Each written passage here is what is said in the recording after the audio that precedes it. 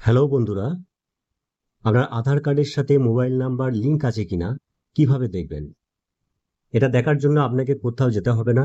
আপনার হাতে যদি একটা অ্যান্ড্রয়েড মোবাইল ফোন থাকে, সেই মোবাইল ফোনের সাহায্যে আপনি সহজেই বাড়িতে বসে দেখে নিতে পারবেন। কিভাবে দেখবেন? চলুন ভিডিওটা শুরু করা যাক। প্রথমে আপনি আপনার গুগল ক্রোম ওপেন করবেন। গুগল ক্রোম ওপেন করার পর সার্চ বক্সে লিখবেন মাই আধার।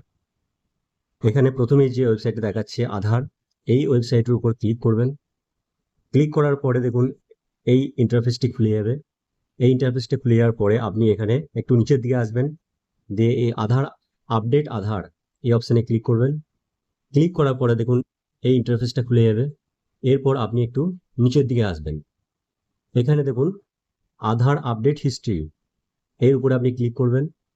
ক্লিক করার পরে দেখুন একটি পপ আপ মেসেজ আসবে, উপরের এই ক্রসটা দিয়ে আপনি এটা কেটে দিন। কেটে দেওয়ার পরে আপনি আবার একটু নিচের দিকে চলে আসবেন। নিচের দিকে এসে দেখুন এইখানে একটা জায়গাতে আপনি পাবেন লেখা আছে চেক আধার ভ্যালিডিটি, এটা ক্লিক করবেন।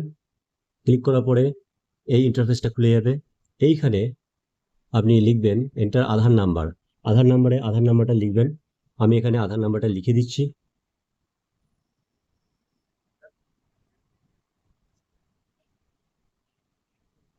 আধার নাম্বারটা লিখে দেওয়ার পরে ক্যাপচাটা ফিল আপ করবেন, দেখে দেখে ক্যাপচাটা ফিল আপ করবেন।